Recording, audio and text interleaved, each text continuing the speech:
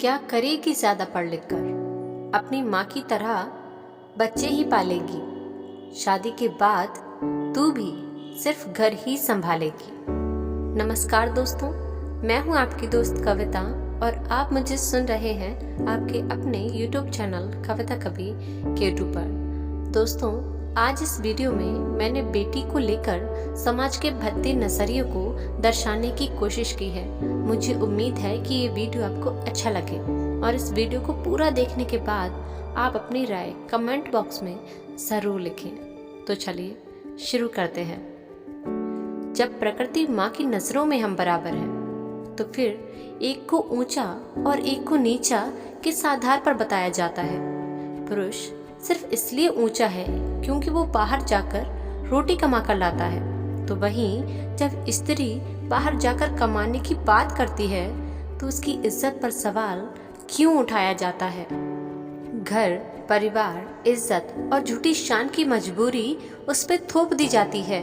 कुल की मर्यादा और पिता के नाम की आड़ में बेटी घर में ही रोक दी जाती है।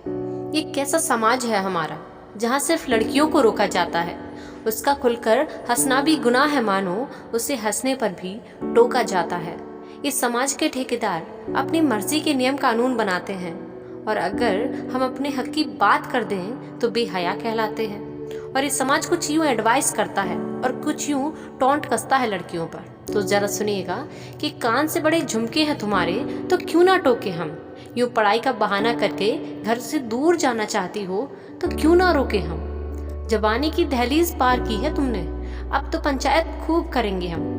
ये चश्मा तुम पर सूट नहीं करता, लेंस लगवा लो ना। रंग काफी दबा हुआ है तुम्हारा, कोई क्रीम मंगवा लो ना।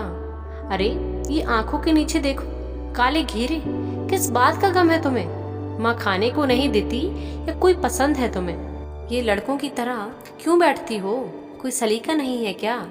ये छोटे कपड़े पहनना जरूरी है? सुंदर दिखने का कोई और तरीका नहीं है क्या? बाहर काम करने का शौक है, तुम घर के काम कर लो, बस वही काफी है। ऐसे कैसे तुम्हें कामयाब होने देंगे? अभी तुम्हारे पंख को उतारने के लिए हम बाकी हैं। शर्म नहीं आती? पीरियड्स के बारे में यूँ खुलेआम बात करते हुए, जींस टॉप पहनकर माँ बाप की इज्जत को नीलाम करते हुए। सुनो, जब पीरियड्स हो तुम्हें तब मंदिर में मत जाया करो, रसोई के सामान को हाथ भी मत लगाया करो। पीरियड्स में दर्द सबको होता है, पर तुम यूँ चिल्लाया मत करो। और हाँ, ध्यान रहे, मेडिकल से पैड्स को अखबार में लपेटकर काली पन्नी में छुपा कर लाया करो। देखो, यहाँ पढ़ाई के लिए तुम्हारी इच्छा नहीं, जेंडर देखा जाएगा। ये ऊंचे उड़ने के ख्वाब जो है ना, उन्हें तुम यहीं खत्म कर दो, वरना अच्छे घर से तुम्हारे लिए रिश्ता नहीं आएगा।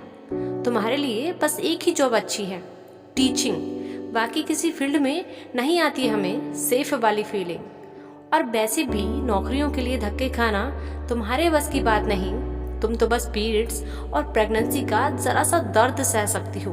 और ये फेमिनिज्म ज्यादा मत चिल्लाया करो, क्योंकि लाख कोशिशों के बावजूद भी तुम लड़का नहीं बन सकती हो।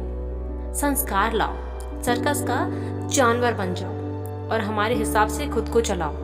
अंग्रेजों के बाद हम ही तो हैं जिन्होंने तुम्हें गुलाम बनाया। तुम बेटी नहीं बोझ हो, ये कहकर तुम्हें रुलाया। किसी छिचोरे को थप्पड़ मारने पर हम तुम्हारी ही गलती बताएंगे, बिना सर पैर की रूल बुक और गाइडलाइन जारी करवाएंगे। शर्म तुम्हारा गहना है, इसे संभाल कर रखा करो। लड़कों का क्या है, बेचारे नादानी में गलतियां कर जाएंगे। लिमिट में रहा करो, ज्यादा मत हंसा करो। किसी अनजान से नहीं, बस जान पहचान के लोगों से ही बात किया करो। अकेले रहना क्यों पसंद है तुम्हें? कुछ गलत तो नहीं करते? हम भला चाहते हैं तुम्हारा, तुम क्यों नहीं समझते? अपने फोटोज स्टेटस पर लगाना बंद करो। ये लिपस्टिक बहुत डार्क है तुम्हारी, इसे जरा कम करो।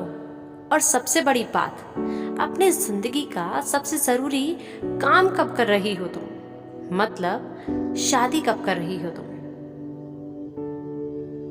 दोस्तों, बहुत हुआ ये समाज का खेल, अब बड़ा बदलाव लाना होगा।